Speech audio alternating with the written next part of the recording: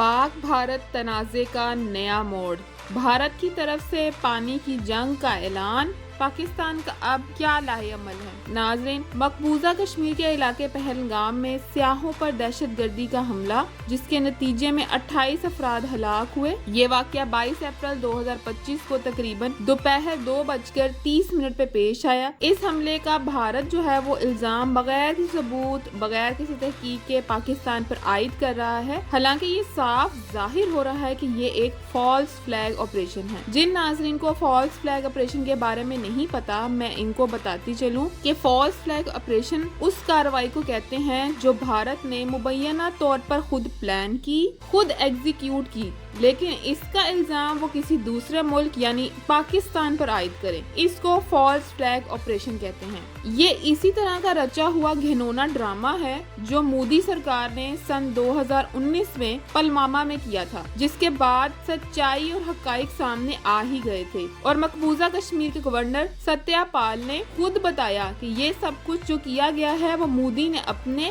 सियासी फायदे के लिए किया है। अब भारत ने पाकिस्तान के खिलाफ क्या इक़दाम किए हैं, पाकिस्तानी हुकूमत का इस हवाले से क्या मौक़िफ़ है और सबसे अहम कि अब पाकिस्तान क्या करने जा रहा है, इन सब पर आज हम इस वीडियो में बात करने वाले हैं। तो नाज़रीन, ये बहुत ही संगीन और हसास मौजू है जो पाकिस्तान और इंडिया के ताल्लुकात के दरमियान एक नए बुरहान की निशानदही कर रहा है। जैसे कि मैं आपको पहले भी बता चुकी हूँ, ये वाक़या जम्मू कश्मीर के इलाके पहलगाम, जो कि बहुत ही खूबसूरत वादियों से घिरा हुआ इलाका है, वहाँ पेश आया, जहाँ पर नामालूम अफराद एक जंगल की तरफ से आए और फायरिंग की, जिसके नतीजे में 29 लोग मारे गए। इनमें से अक्सरियत सियाहों की थी और कुछ मकामी कश्मीरी भी थे। यहाँ दिलचस्प सवाल ये है कि इस इलाके तक पहुँचने के लिए कितनी चेक पोस्ट से गुजरना पड़ता है और ये जो दहशतगर्द थे जिन्होंने ये फायरिंग की कि किस तरह इस इलाके में पहुँचे।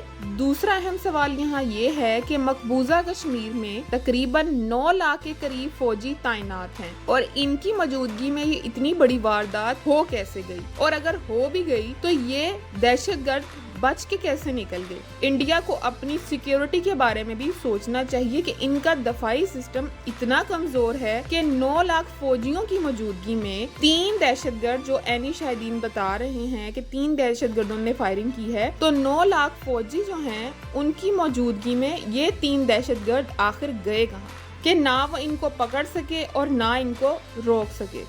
ये इंडियन के दफाई सिस्टम पर एक बहुत बड़ा सवाल बन चुका है। अब जैसे ये न्यूज़ ब्रेक होती है, इंडिया का इलेक्ट्रॉनिक और सोशल मीडिया बगैर सबूत के बस पाकिस्तान के ऊपर इल्जाम पे इल्जाम लगाता रहा और मुतालबा करता रहा कि पाकिस्तान के खिलाफ कोई कार्रवाई की जाए। हालांकि पाकिस्तान ने इस वाक़ये की बारहा तरदीद की और इस वाक़ये में मरने वाले और उनकी फैमिली से ताज़ियत का भी इजहार किया। वज़ीर दफ़ा पाकिस्तान ख्वाजा आसिफ साहब, उन्होंने भी ये कहा कि ये भारत का कोई प्रोपेगेंडा हो सकता है, लेकिन भारतीय मीडिया ने इस पर कान ना धरे। अब इस वाक़ये के बाद भारत ने 23 अप्रैल को पाकिस्तान के खिलाफ सख्त इक़दामात का ऐलान किया। इस हमले के फौरन बाद भारतीय वज़ीर आज़म नरेंद्र मोदी की सरबराही में काबीना कमेटी ऑन सिक्योरिटी का इजलास हुआ, जिसमें पाकिस्तान के खिलाफ सख्त इक़दामात का ऐलान किया गया। आइए इन इक़दामात का जायजा लेते हैं। इनमें सरफ़हरिस्त जो है वो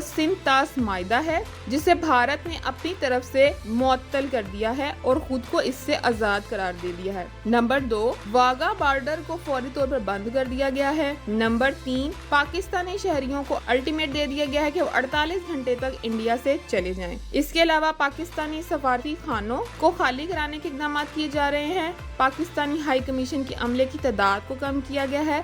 पहले इसकी तादाद 55 थी और अब इसको कम करके 30 कर दिया गया है। इसी तरह भारतीय हाई कमीशन की तादाद भी 30 तक महदूद कर दी गई है। सबसे पहले हम सिंध-तास मुआहदे की बात करें तो जिन नाज़रीन को सिंध-तास मुआहदे के बारे में नहीं पता, मैं आपको बताती चलूं कि सिंध-तास मुआहदा जो है वो पाकिस्तान और भारत के दरमियान 19 सितंबर 1960 में कराची में तय पाया, जिसमें भारतीय वज़ीर आज़म जवाहरलाल नेहरू और पाकिस्तानी सदर अयूब खान ने दस्तखत किए। इस मुआहदे में वर्ल्ड बैंक जो है उसने सालिसी का किरदार अदा किया और 9 साल के तवील मज़ाकरात के बाद ये मुआहदा तय पाया था और इसका मकसद ये था कि जो दरिया دریائے سندھ اور ستلج کا پانی ہے اس کی منصفانہ تقسیم کو یقینی بنایا جائے۔ اس معاہدے کے تحت جو مشرقی دریا ہیں جن میں راوی، بیاس، ستلج شامل ہیں، اس کا مکمل حق بھارت کے پاس ہے۔ اس کے علاوہ جو مغربی دریا ہیں جن میں سندھ، جہلم اور چناب شامل ہیں، یہ پاکستان کو دیے گئے ہیں، لیکن بھارت جو ہے وہ اسے محدود استعمال کر سکتا ہے،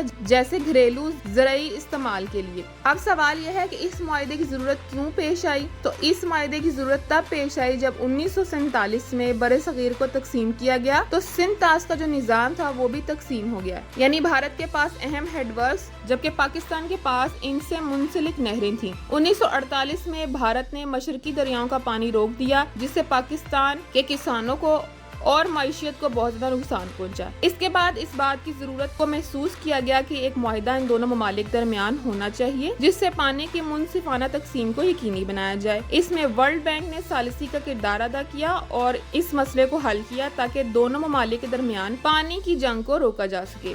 اب اس معاہدے میں ایک شق ہے جس کے تحت یک طرفہ طور پر اس معاہدے کو ختم یا معطل نہیں کیا جا سکتا۔ ختم یا معطل کرنے کا کسی کے پاس کوئی حق نہیں ہے۔ کسی بھی قسم کی تبدیلی کے لیے دونوں ممالک کی رضامندی ضروری ہے۔ اب بھارت جو ہے وہ پاکستان کے خلاف ہی اقدام کر رہا ہے کہ وہ سندھ طاس معاہدے کو معطل کر رہا ہے۔ اہم سوال یہاں یہ ہے کہ کیا بھارت یہ یک طرفہ طور پر اتنا بڑا قدم اٹھا سکتا ہے یا نہیں؟ اس معاہدے کی شق کے مطابق کوئی تبدیلی، کوئی معطلی دونوں ممالک کی رضامندی سے ہی صرف ہو سکتی ہے۔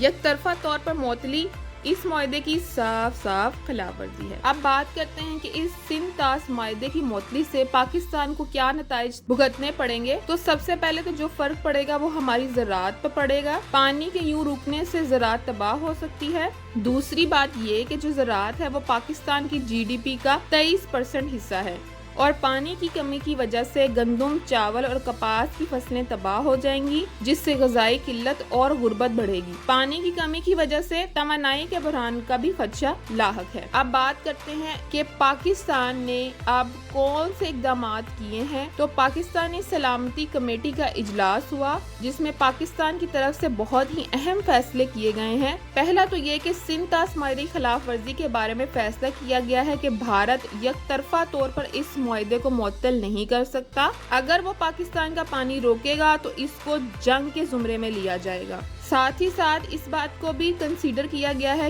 کہ بھارت اگر سندھ طاس معاہدے کو معطل کرتا ہے، شملہ معاہدے سمیت دوسرے معاہدوں کو معطل کرنے کے بارے میں سوچا جائے گا۔ اس کے علاوہ بھارتی ہائی کمیشن کی تعداد بھی 55 سے کم کر کے 30 کر دی گئی ہے۔ واگا بارڈر کو بند کر دیا گیا ہے۔ سارک ویزا کے ذریعے جو لوگ پاکستان میں موجود ہیں انہیں 30 اپریل تک کا ٹائم دیا گیا ہے کہ پاکستان چھوڑ جائیں۔ اس کے علاوہ انڈیا کے تھرو جو ٹریڈ تھی، جو تھرڈ کنٹری کے تھرو بھی ٹریڈ تھی، اس کو بھی مکمل طور پر سسپینڈ کر دیا گیا ہے۔ اس کے ساتھ ساتھ میں آپ کو بتاتی چلوں کہ ایک بڑا اہم فیصلہ کیا گیا ہے، جو انڈیا اونڈ ہے یا انڈین آپریٹڈ جتنی ہی ایئر لائنز ہیں انہیں انڈیا کے لیے بند کیا جا رہا ہے اور انہیں پاکستان کی حدود میں نہ آنے کے آرڈرز دیے گئے ہیں۔ ناظرین، یہ تو تھے وہ بڑے اقدامات جو پاکستان نے انڈیا کے خلاف کیے ہیں۔ ناظرین، اب دیکھتے ہیں کہ پاکستان کے ان اقدامات سے انڈیا کیا فیصلہ لیتا ہے۔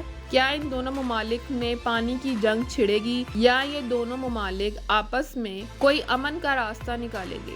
ویڈیو پوری دیکھنے کا بہت شکریہ۔ اگر آپ کو میری ویڈیو اچھی لگی ہو تو اسے لائک کر دیں اور اگر آپ میرے چینل پہ نئے ہیں تو اس کو سبسکرائب کر لیں۔ ملتے ہیں اگلی کسی ویڈیو میں، تب تک اپنا اور اپنے ارد گرد لوگوں کا بہت زیادہ خیال رکھیں۔ اللہ حافظ۔